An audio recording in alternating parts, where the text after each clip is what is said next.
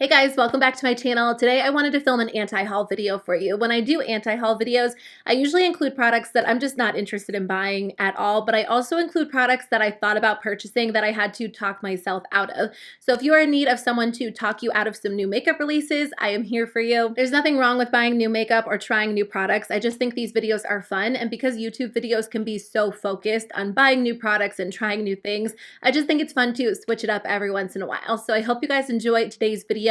Let's kick it off with some eyeshadow palettes. The first one I want to talk about is the new Juvia's Place Wahala palette. So this was available on their website for $36. It sold out very quickly, and they were kind of marketing it as a limited edition, limited quantity palette, and they said they weren't going to bring it back.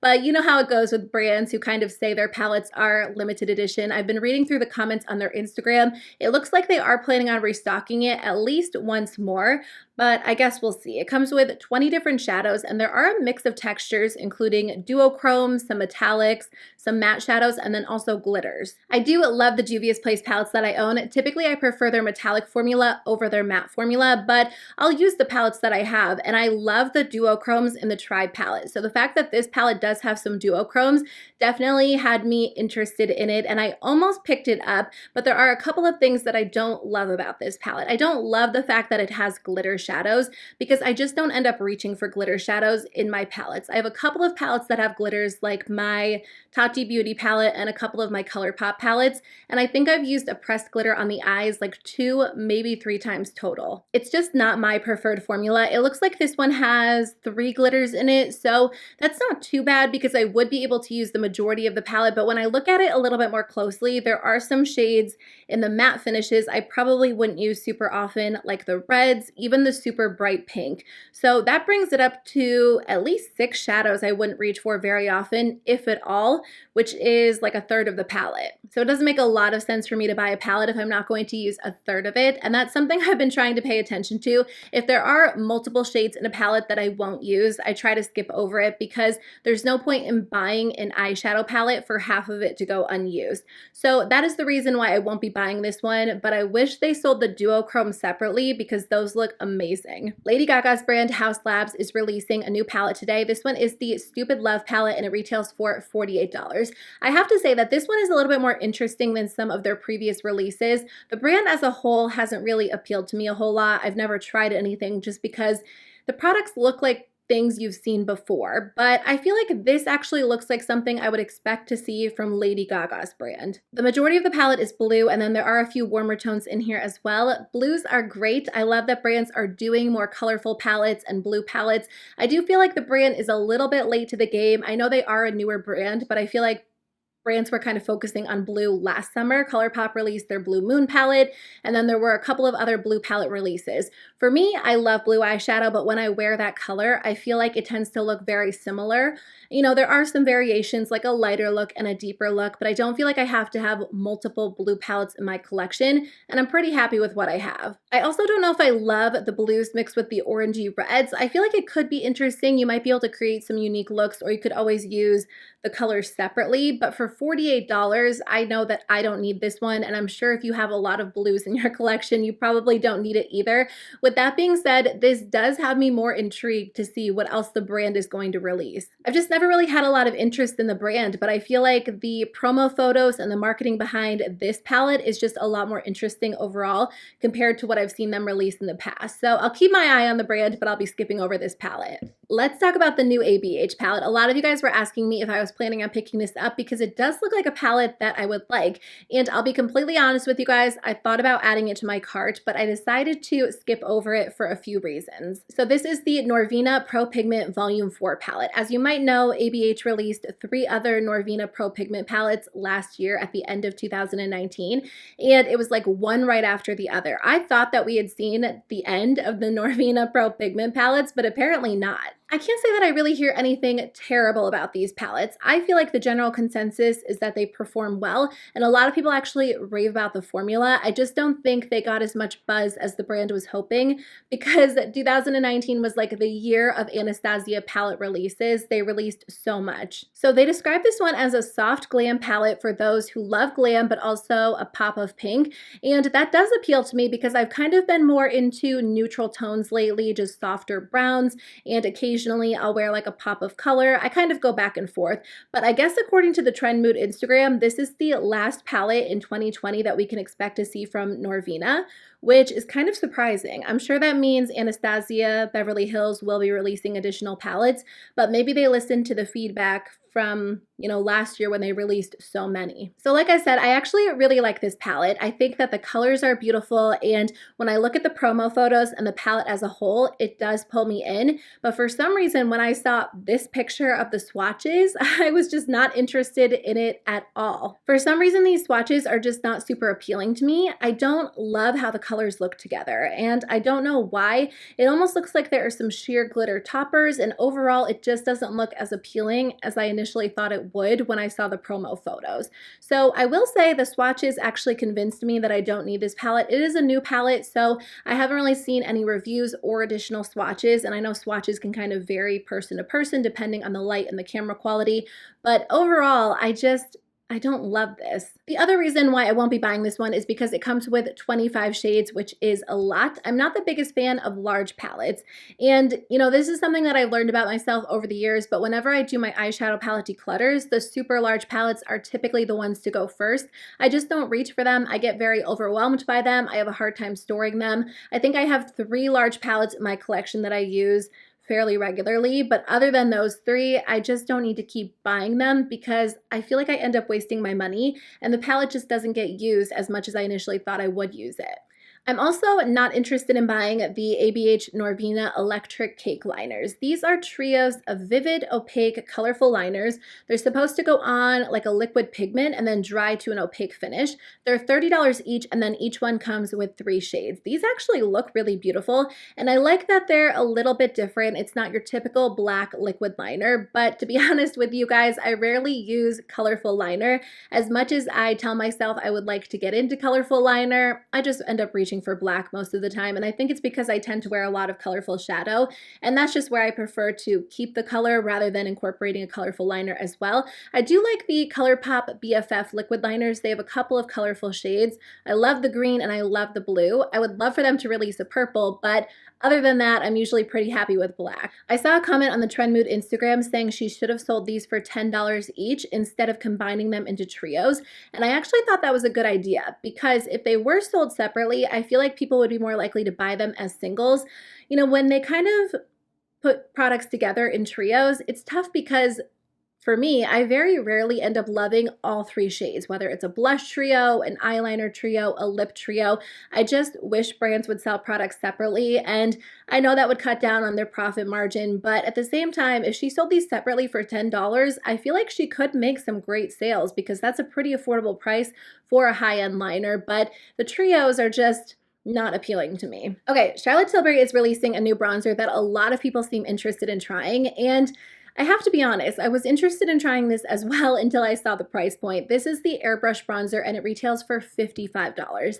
I'm going to be completely honest with you guys. I will never spend $55 on a bronzer. There are just so many options out there that are a lot less expensive that perform really well, and no judgment to anybody who does because I probably spend more on eyeshadow palettes than other people are willing to spend on eyeshadow palettes. It totally comes down to what products kind of catch your attention, what you love to try, and I think because I've had so many issues with bronzer formulas in the past, and I've kind of found some that work for me. It's just not something I'm willing to take a chance on. So that's the main reason I won't be buying this one. I think the big selling point for this bronzer is that it's based on the Airbrush Flawless Finish powder. That's actually one of my favorite powders, but again, that's pretty expensive. How much is that? Because I know it's not that much. That powder is $45, and the reason why I stopped buying that, I only purchased it once, is because I went through it so quickly, and as much as I loved the formula, I couldn't justify a $45 powder because I do go through powder pretty fast. And I'm thankful that I did find a good drugstore dupe. The Flower Beauty Light Illusion is such a good option if you like that Charlotte Tilbury powder. But all of that to say, that powder is really amazing. It's so smooth and gorgeous. It really is a great powder. So I have no doubt that this will be a gorgeous bronzer, especially if it performs like the powder does. You know, Charlotte Tilbury makes some gorgeous products and I do enjoy some of them, but I feel like overall the brand is just way too expensive for me and the products aren't always really worth the price tag in my opinion. You guys know that I love e.l.f. Cosmetics. They make amazing products. They have some really good skincare that I enjoy as well, but I don't plan on buying this new collection. This is their CBD collection and it looks like there are 5 different products. So there are 2 products that retail for $18, including a facial oil and a body cream, 2 that retail for $15, including a moisturizer and an eye cream, and then also a lip oil for $13. First of all, I feel like CBD oil in makeup and skincare is kind of played out at this point. I know brands kind of, claim different benefits depending on the products, but anything that I've tried that's kind of been focused around this theme hasn't really blown me away, to be honest. And I also feel like this collection is a little more expensive than some of their other skincare products. So I don't know if that has to do with the ingredients or if their prices are going up, but the description doesn't sound like anything super special. Essentially, they sound like they're supposed to be a little bit more soothing, maybe revitalizing, but I do feel like you could get that from some of their other less expensive skincare products. Their skincare line that comes in the blue packaging is really nice and it's super hydrating. It's great for sensitive skin. So I feel like those work well and they're a little bit less expensive. On top of that, I'm just trying to stick to a pretty consistent skincare routine. I've been focusing on using what I have because I do have a lot of skincare products. I've used up so many over the past few weeks. I will film an empties video soon, but I'm just trying to, use what I have and not add too many new skincare products to my collection because it either throws off my skincare routine or it takes forever to use them up. So I just feel like I don't need any at this point. I forgot to touch on this palette when I was talking about the other eyeshadow palettes. So this one is the Tarte Confessions of a Man-Eater Eye and Cheek palette. It retails for $30 and it comes with 2 blushes and then 6 eyeshadows. I believe I talked about an eye and cheek palette from Tarte in my last purchase or past video, and a lot of you guys told me that you love eye and cheek palettes because you get everything in one palette. It makes your everyday makeup routine a lot faster, and I can totally see that, but I personally don't love eye and cheek palettes. I just prefer to have everything separately for some reason. I think it's because I love eyeshadow so much more than I love cheek products. So typically if I buy an eyeshadow palette and it has additional cheek products, I don't end up reaching for them as much. If they sold this one as a 6-pan palette, I might grab it because I have been curious to try something from Tarte. It's been a while since I've tried any of their eyeshadows, and I always say their eyeshadows aren't my favorite, but again, I haven't tried anything from them in a long time. A lot of you guys recommend the Tarte Man-Eater palette. I'll put that one on the screen for you guys. That comes with like 9 neutral shadows. But whenever I talk about Tarte, I get so many recommendations to try that one. So I think if I end up trying any of Tarte's eyeshadow palettes anytime soon, that will be the one that I go with. But I'm going to skip over this eye and cheek palette. It's really pretty. I just know that I wouldn't use all of the products in it. They also released the Man-Eater Plump and Prowl Lip Plumper for $19. This is a clear lip plumping gloss. I have like a $3 clear gloss that I love from e.l.f. and I don't know, I'm not super into clear gloss. I can see that it could be really beneficial if you want to wear it over a certain color lipstick, but I'm pretty satisfied with my $3 gloss from e.l.f., so I'm just not interested in buying this gloss for $19. I do have some high-end glosses that I think are worth the money, but typically I like some that just have at least a hint of color. So Huda Beauty released these new Diamond Hydrating Lip Balms. They retail for $25 each, and it looks like there are 3 shades available on Sephora's website. First of all, the packaging is gorgeous, and they look so pretty, and they look pretty in the packaging, but also when you roll them up, I don't know, $25 for a lip balm is just a little bit too much for me. I love the Bite Beauty Agave Plus lip balm, but that one is like, I don't know, $14, and that still feels like a lot to me, and that's for a product I love. So spending $25 on a lip balm, again, is just a little bit too much for me. The other thing is that when I reach for a lip balm, I don't typically want it to be glittery or shimmery. I rarely even apply a tinted lip balm. I just prefer like a simple, moisturizing, colorless lip balm. These kind of look like they would be glitty, or no, I was going to say gritty and glittery. They look like they would be both gritty and glittery. I assume that's not the case because they are lip balms, but I almost feel like if you applied these, they would exfoliate your lips. Huda Beauty is also releasing a mascara, and this looks a little bit interesting. It's a dual-ended mascara, and it has 2 brushes and 2 formulas. I'm kind of curious if this is going to be a new trend because ABH released their mascara a few months ago, and that wasn't a dual-ended brush, but it did have different sides or different bristles. I feel like one side of the brush was meant for volumizing, and then you could flip it, and the other side was meant for lengthening. And I know that's not necessarily a new concept, but I do feel like maybe it could be something we'll see in the future from other brands. I like that idea because I'm somebody who does love to layer mascara. So I'll start with a volumizing formula, and then I'll go in with a lengthening formula. And if you have one mascara that can kind of do it all, that would be nice. I think the issue with this one is that there are too many variables because there are 2 brushes and 2 formulas. So I feel like I could end up loving one brush and loving one formula, but to make it really worth the $27, I'd have to love all 4. And if I did, that would be amazing. I tend to layer mascara, so I'm not opposed to that, but I told you guys before, I'm like a drugstore mascara kind of person. I love $5 formulas, $6 formulas, so even when I layer a $5 formula with a $6 formula, that's only $11, and this one's $27. I feel like I really only buy high-end mascaras if they're on sale for 50% off during Ulta's 21 Days of Beauty, so typically I skip over them, and it's not to say there aren't high-end formulas that I love, but I think I get worried that I'll love it so much and then I'll have to spend $27 on it to repurchase it after a few months, and that's just too much for me. I feel like I'm coming off very cheap in this video, and maybe I am. I don't know. I love high-end makeup. I love a lot of high-end brands, but I just feel like the drugstore has been doing such a great job lately, and when you try something at a really affordable price point that you love, that's just as good, if not better than high-end makeup, it makes it a little bit harder to spend the money on a high-end product. So I don't know. I feel like I've just been a little bit more hesitant lately to buy a lot of new high-end makeup.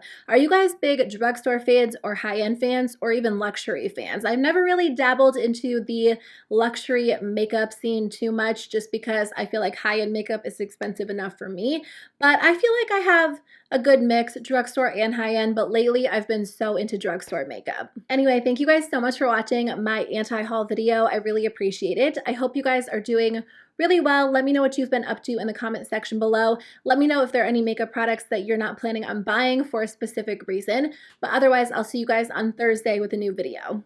Bye.